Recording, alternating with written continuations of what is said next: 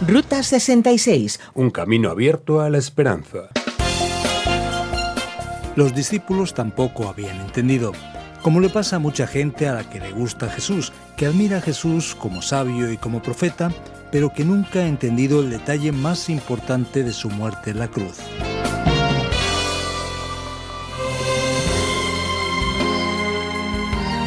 Querido oyente, aquí empieza una aventura más por las páginas del libro de Mateo, en tu estudio de Ruta 66. La serie sobre los Evangelios sigue explorando y examinando la vida de Jesús. Hoy presentamos un tema que conmueve a todo el mundo: traición y pasión. Vamos al capítulo 26 de Mateo, donde ocurre el último encuentro de Jesús con sus discípulos. La hora de la agonía, de los momentos que anteceden la pasión de Cristo. ¿De verdad era este el único modo de Jesús para salvar a su pueblo? ¿Cómo entender el comportamiento de Judas y de Pedro? ¿Y qué decir de la actitud de Cristo? Nadie es capaz de quedarse indiferente ante este hecho histórico. Ya al principio del capítulo 26 del Evangelio de Mateo, leemos que Jesús le dijo a sus discípulos: como ya sabéis, faltan 2 días para la Pascua, y el Hijo del Hombre será entregado para que lo crucifiquen.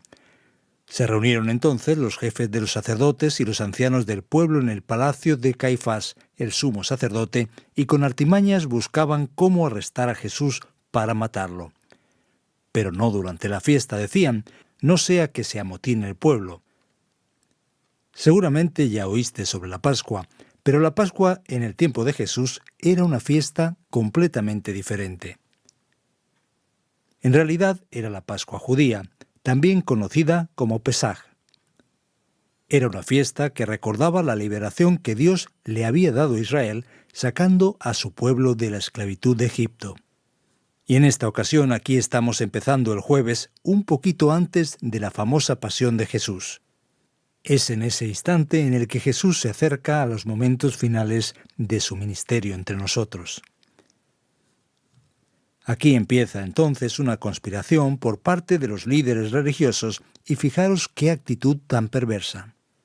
Ellos estaban pensando, de hecho, en entregar a Jesús a la muerte y arrestarlo de manera astuta, de manera perversa, mediante traición, pero no durante la fiesta, para que no hubiera un gran problema entre el pueblo.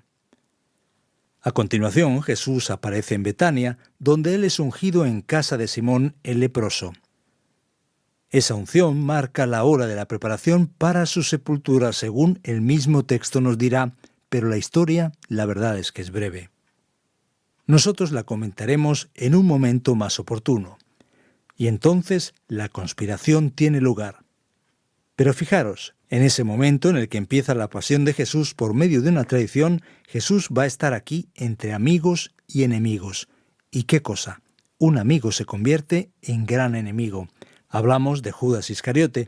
Tal y como nos dice el texto, Judas Iscariote fue a ver a los jefes de los sacerdotes. ¿Cuánto me dais si os entrego a Jesús?, les propuso. Decidieron pagarle 30 monedas de plata, y desde entonces Judas buscaba una oportunidad para entregarlo. El traidor de Jesús era uno de sus propios discípulos, uno del selecto grupo de los 12. Y el texto entonces nos dice que el primer día de la fiesta de los panes sin levadura, pues era una exigencia de la Pascua comer panes sin levadura, ya que así estaba revelado en la ley, se trataba de una exigencia de Dios, se acercaron los discípulos a Jesús y le preguntaron: ¿dónde quieres que hagamos los preparativos para que comas la Pascua? Él le respondió que fueran a la ciudad y a la casa de cierto hombre y le dijeran: el maestro dice, mi tiempo está cerca. Voy a celebrar la Pascua en tu casa con mis discípulos. Y así ellos fueron, y el texto dice que allá Jesús, sentado en la mesa con los 12, comía y dijo: os aseguro que uno de vosotros me va a traicionar. Ellos se entristecieron mucho, y uno por uno comenzaron a preguntarle: ¿acaso seré yo, Señor? El que mete la mano conmigo en el plato es el que me va a traicionar, respondió Jesús. A la verdad, el Hijo del Hombre se irá, tal como está escrito de él, pero ay de aquel que lo traiciona. Más le valdría a ese hombre no haber nacido. Parece raro, pero Jesús está comiendo en una mesa baja donde se tomaba el pan y había una especie de plato con un tipo de salsa en la que se mojaba el pan para comer allí según la costumbre de la época. Y aquel que estaba cerca de Jesús comiendo de aquel mismo plato sería el traidor. Entonces Judas dice: ¿acaso seré yo, Rabí?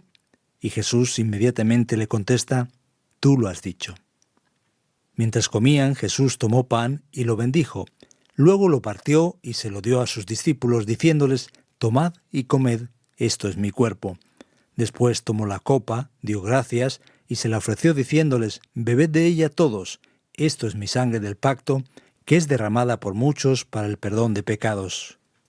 Os digo que no beberé de este fruto de la vid desde ahora en adelante hasta el día en que beba con vosotros el vino nuevo en el reino de mi Padre. Después de cantar los salmos, salieron al monte de los Olivos. Jesús en ese momento instituye una ceremonia muy conocida en las iglesias cristianas cuando ocurre la Pascua, cuando conmemoramos la famosa celebración de la Cena del Señor, la Santa Cena o Comunión como se le llama. Es la figura del cuerpo y de la sangre de Jesús que es dada por nosotros para el perdón de pecados. Jesús entonces prosigue en medio de esa situación de traición y de pasión. Él afirma que había de ser abandonado por los suyos. En ese instante, imagínate, Pedro se levanta aquí y dice: aunque todos te abandonen, yo jamás lo haré. Le contestó Jesús: te aseguro que esta misma noche, antes de que cante el gallo, me negarás 3 veces. Pedro insiste en afirmar que jamás iba a ocurrir eso. Y continuando, Jesús estará entonces en un jardín llamado Getsemaní, en ese tiempo difícil y duro de sufrimiento tremendo. Él lleva a Pedro y a los 2 hijos de Zebedeo, que son Jacobo y Juan, y allí Jesús pasa por el momento más duro y más difícil antes de su muerte, cuando su alma siente una tristeza mortal y él pide que ellos oren y se queden junto a él. Pero de manera sorprendente, ellos no lo consiguen. Los discípulos están durmiendo. Jesús entonces los reprende diciendo: escuchad, ¿no sois capaces de vigilar ni por 1 hora? Vigilad y orad para que no caigáis en tentación. Y él pide al Padre que si fuese posible pasara de él aquella copa. Jesús sabe que en ese momento de traición, su pasión, su padecimiento profundo y terrible por nuestros pecados estaba a punto de ocurrir. Y justo después veremos que Jesús es apresado. Judas es el traidor y viene para denunciar a Jesús de manera muy absurda. El texto nos dice que con él estaba una gran multitud, una verdadera tropa de élite armada con espada y palos, enviada por los jefes de los sacerdotes y los ancianos del pueblo. Y entonces es saludado por Judas, que le dice después de besarlo: Rabí. Y así en el texto Jesús le pregunta qué le trae por allí, y entonces los soldados llegan para tomar a Jesús y apresarlo. Uno de los que estaban con él, dice el texto, extendió la mano, sacó la espada e hirió al siervo del sumo sacerdote, cortándole una oreja. Entonces Jesús le reprende diciendo: guarda tu espada, porque los que a hierro matan, a hierro mueren. Jesús podría haber invocado la acción de los ángeles de Dios, pero él no lo hizo. Él es llevado como si fuera un bandido, un jefe de una rebelión. Y así Jesús se ve frente a los sacerdotes del Sanedrín, es decir, de los líderes religiosos, y ellos están intentando de todas las formas justificar la prisión de Jesús. Están buscando declaraciones de testigos para poder condenarlo a la muerte. Es impresionante que los religiosos fueron los que trajeron más dolor y sufrimiento a Jesús y no comprendieron el propósito de su obra entre nosotros. Jesús les dice que Él puede reconstruir el santuario de Dios en 3 días, hablando de la resurrección. Ellos se quedan confundidos, piensan que Él está hablando del templo. Jesús entonces responde ante la pregunta del sumo sacerdote que nos digas si eres el Cristo, el Hijo de Dios. La respuesta de Jesús entonces es afirmativa, y ante eso ellos se indignaron y gritaron: «Ha blasfemado, ¿para qué necesitamos más testigos?». Entonces ellos se prepararon para condenar a Jesús de manera completa, y lo trataron de manera terrible, escupiendo en su rostro, dándole golpes y diciendo: «A ver, Cristo, adivina quién te pegó». Mis queridos oyentes, podéis intentar construir en vuestra mente toda la historia del sufrimiento de Jesús, pero el texto del capítulo 26 va a terminar con una historia que seguramente va a hablar a nuestro corazón de manera profunda. Y aquí nos acordamos bastante de Pedro, que con tanto coraje quería estar al lado de Jesús. El texto nos dice que ante esa situación, mientras Jesús estaba siendo apresado, una criada le preguntó si Pedro estaba con Jesús. Y fijaros qué cosa, él lo niega inmediatamente. Después otra criada lo vio y una vez más Pedro niega a Jesús diciendo: «A ese hombre ni lo conozco». Poco tiempo después, los que estaban allí cerca dijeron: «Seguro que eres uno de ellos, se nota por tu acento». Entonces él empieza a echar maldiciones y a jurar: «A ese hombre ni lo conozco». Entonces el gallo cantó y Pedro se acordó de la palabra de Jesús y lloró amargamente. La pasión de Jesús, por medio de la traición, fue algo verdaderamente doloroso, cruel, y que seguramente nos duele en el corazón. Pero la gran verdad, querido oyente, es que Él hizo todo eso para darte a ti y a mí la gran salvación.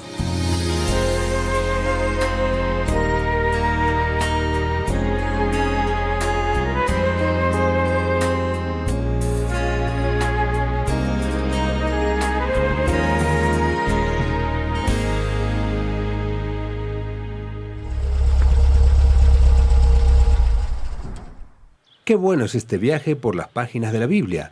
Hacemos ahora una breve pausa en nuestra aventura, nuestro viaje radiofónico. Pues sí, hay muchas maneras de viajar: en automóvil, en motocicleta, en bicicleta, en avión, en barco. Pero aquí viajamos a través de la radio en nuestra Ruta 66. Pero ¿sabes qué?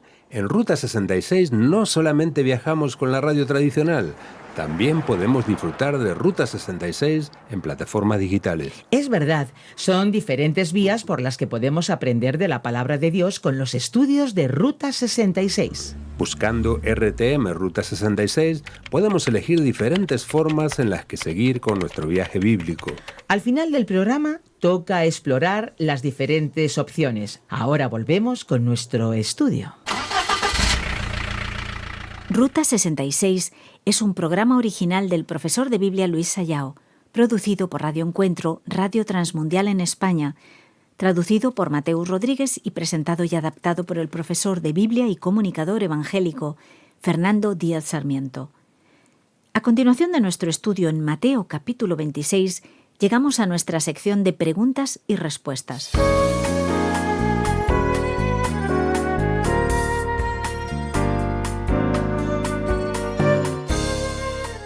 Fernando, ¿por qué Judas traicionó a Jesús?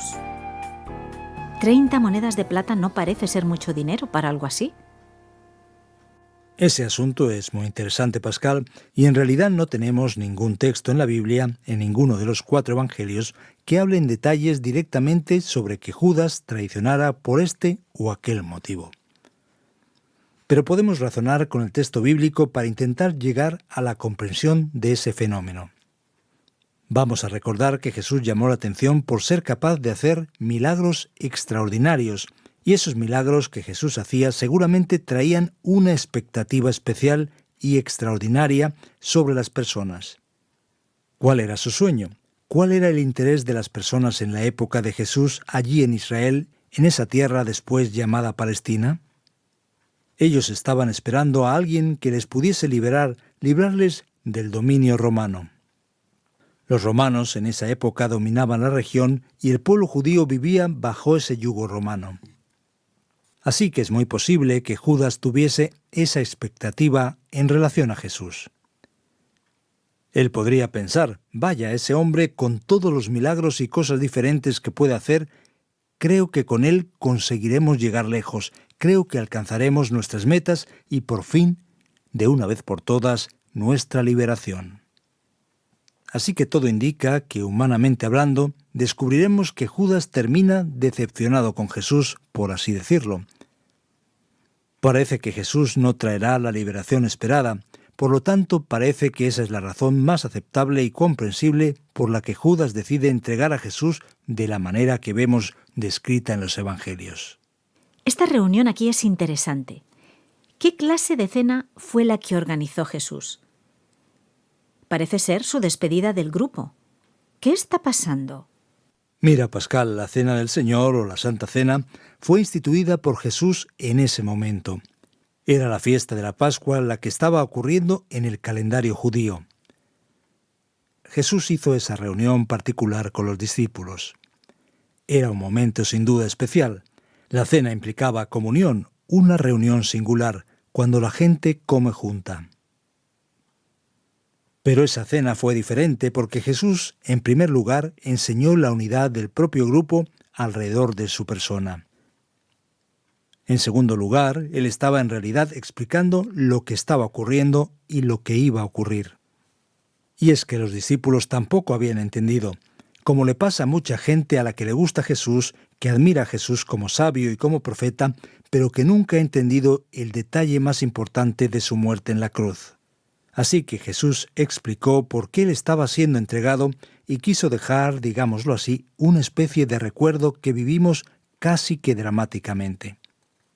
Cada vez que un cristiano, junto a los demás discípulos, come del pan y bebe del fruto de la vid, del cáliz, él está como que dramatizando la realidad de que Cristo murió para perdonar todos los pecados. Este es el gran mensaje del Evangelio que encontramos aquí claramente en este texto. Jesús murió para perdonar todos nuestros pecados. Ahora, en cuanto a los religiosos, este grupo aquí llama mi atención. ¿Por qué tenían tanto odio hacia Jesús? ¿Podemos decir que ellos mataron a Cristo? Mira, esa cuestión es un asunto que necesita ser discutido con bastante tacto y bastante cuidado. ¿Por qué? Porque nosotros sabemos que los religiosos de la época tenían expectativas inadecuadas en cuanto a Jesús. Podemos entenderlo un poco desde ese punto de vista, por así decirlo, desde su perspectiva sobre la cuestión. Jesús no estaba siguiendo la tradición de la manera que ellos esperaban que la tradición se siguiera. Y así digamos que ellos se decepcionaron con la postura de Jesús y se dispusieron a una actitud de confrontación en relación a Jesús. Pero el problema es que Jesús enseñó que la religiosidad de esos hombres y que las personas que son religiosas por ser religiosas deben tener cuidado, porque eso, la verdad, no significa mucho. Esos religiosos se ofendieron porque Jesús les quitó la máscara. Jesús enseñó que ellos en realidad no eran sinceros y que ellos estaban haciendo las cosas no para la gloria de Dios, no por las motivaciones correctas, y eso los dejó muy molestos y enojados. Así que por eso ese odio fue creciendo y ellos decidieron tratar a Jesús como un problema social y se dispusieron a hacer una conspiración para matarlo. Hoy pensamos, vaya, ¿cómo puede haber guerras religiosas? ¿Cómo pueden las personas matar en el nombre de Dios? No hay novedad en eso. Para el que lee la Biblia, eso está allí desde hace mucho tiempo. Ahora bien, ¿fue culpa de ellos la muerte de Jesús? Esa cuestión a veces se discute y a veces el enfoque sobre el asunto no es un enfoque muy correcto, muy adecuado. De alguna manera vamos a entender que esos religiosos tienen de alguna forma responsabilidad por haber hecho de todo para condenar a Jesús. Pero a la vez, quien es el responsable legal por la muerte de Jesús es el Imperio Romano. Ahora bien, al final de cuentas descubrimos que la muerte de Jesús fue provocada por mí y por ti, porque finalmente Él murió para perdonar nuestros pecados, tus pecados, mis pecados. Nadie le quita la vida a Jesús. Él mismo dice que Él se entregó libremente. Ahora bien, todos nosotros que estamos siguiendo esta serie en Mateo hemos visto lo que Jesús hizo y habló, así como sus milagros. Pero ¿cuál es el motivo y cómo pudo Jesús ser apresado de esta manera? Aparecen soldados. ¿Quiénes son esos soldados? ¿Y cuál es la acusación? Mira, aquí necesitamos entender lo que está pasando. Jesús está siendo apresado bajo una acusación de ser una persona que crea problemas para la sociedad. Los líderes religiosos de Judea estaban bajo la administración romana. Ellos entonces van a buscar soldados que están presentes en ese contexto. Son soldados romanos que son la autoridad propiamente constituida allí en el Israel de la época. Entonces Jesús es presentado como un problema y toda persona que crease muchos problemas para la sociedad estaba en una situación difícil. De esa forma, los romanos permitían que los judíos utilizaran sus propias leyes para lidiar con esas situaciones internas. Jesús entonces es acusado técnicamente después de ese interrogatorio complicado con cargo de blasfemia, que era algo castigado con la muerte en la propia ley de los judíos. Por lo tanto, ante esto, ellos intentan echar a Jesús, arrojar a Jesús en manos de los romanos para que él fuese condenado. Y así es como la cosa funcionó. La verdad es que existe una gran discusión en la que no podemos entrar en detalles ahora, específicamente sobre la legalidad y la manera como ese juicio ocurrió. Y como muchos autores dicen, las cosas no ocurrieron como debían haber ocurrido. Bueno, empezamos preguntando sobre Judas y vamos a terminar nuestras preguntas hablando de Pedro. ¿Cómo entender el comportamiento de ese hombre? Uno de los líderes. ¿Por qué fue él allí? Y encima negó a Jesús. Ya ves, Pascal, es sorprendente. Aquí vemos el ejemplo terrible de Judas, que realmente fue hacia el lado equivocado. Y por otro lado, Pedro nos muestra su fragilidad. Todo el mundo que es cristiano, que es discípulo de Jesús, debe tener cuidado con ese asunto. Pedro confió totalmente en sí mismo y fue en ese momento de la pasión y de la traición una gran frustración y decepción para sí mismo. Tengamos cuidado con eso. Fernando, como siempre, muchas gracias por las respuestas. Y para ti que nos estás acompañando, agradecemos tu fidelidad y complicidad. Por cierto, llega el momento esperado. Viene ahora la aplicación para ti.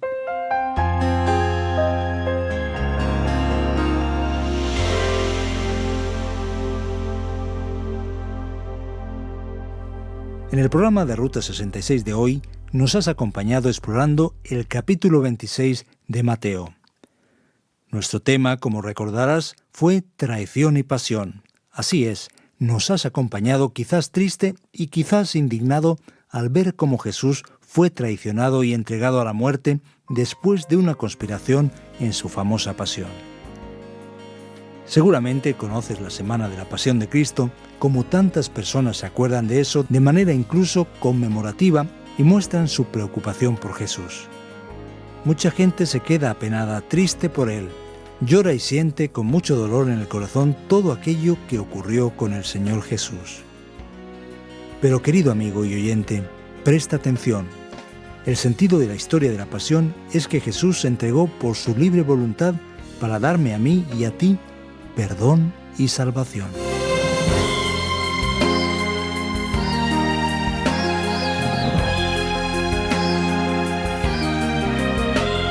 El estudio Ruta 66 termina aquí, querido oyente.